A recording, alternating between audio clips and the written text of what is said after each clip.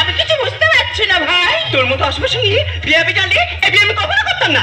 আগে জানলে আমি গলায় দিয়ে দিতাম। তুই এই মুহূর্তে আমার বাড়ি থেকে বেরিয়ে যা। ঠাকুরমশাই, তুমি মদ খেয়ে মালবা করছো, তোমার লজ্জা করছে না? তুমি এই মুহূর্তে আমার বাড়ি থেকে বেরিয়ে যাবে। তুমি নাচবো জানিস? ঠাকুমা চলে যেতে বললি, তুই হাতে চলে যেতে রইল ঝোলা, চললেই ভোলা। চলে যাক বান্ধন বয়ে যাক লগন, করবো আমি চুম্বন বাড়ে আকর্ষণ। বুকে যেখান সেখান চুমখা।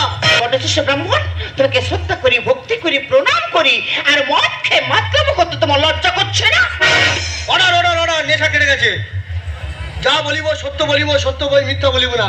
আমরা বর্তমানে উলঙ্গ সভ্যতার তালে তাল দিয়ে চলেছি। এই ঠাকুর বিসর্জনে মদকে না নাচলে আমরা আনন্দ উপভোগ করতে পারি না।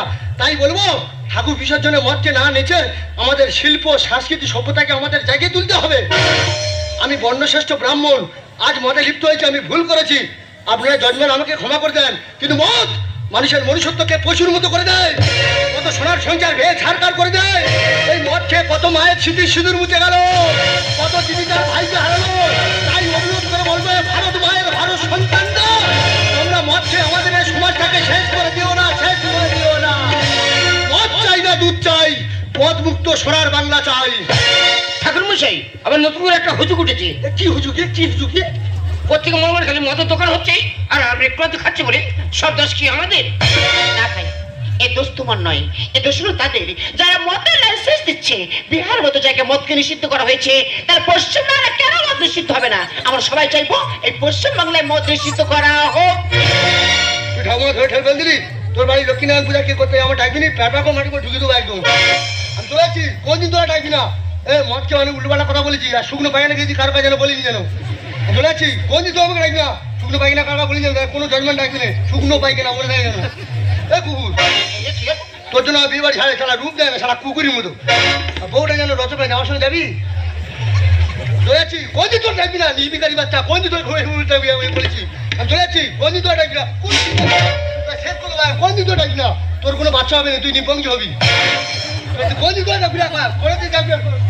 এই বইদি, ছোট মতো বাসর ঘরটা করতে হবে। ঠিক আছে, চলো ভাই, আমি তোমাদের বাসার ঘরে পৌঁছে দিয়ে আসি। তুই একটু ডাকলি নি? ঠাকুরমশাই, কেন ডাকিনি জানো? কেন? তোর তো অনেক জিনিসপত্র হয়েছে, হ্যাঁ। আর ওগুলো নিয়ে যেতে গেলে একটা লোকের প্রয়োজন আছে। আমি নিজে গিয়ে তোমার বাড়িতে পৌঁছে দেবো। হরে কৃষ্ণ, হরে কৃষ্ণ, কৃষ্ণ কৃষ্ণ হরে হরে, হরে রাম, হরে রাম, রাম রাম হরে হরে।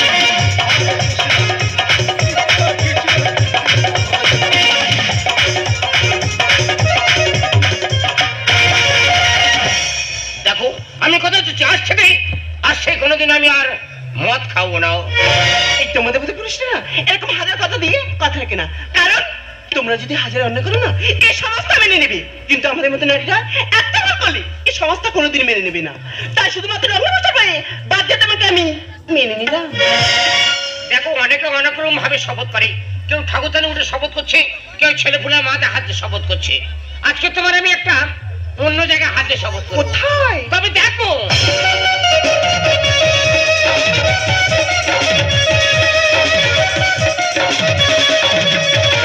এই ইংলিশটা কার? এটা আমার মায়ের নেই। তোর মায়ের থেকে লাইলে শপথ করলাম, আজ থেকে কোনোদিন আমি আর মদ খাবো না। এই ঝিলমিল ঝিলমিল রাতে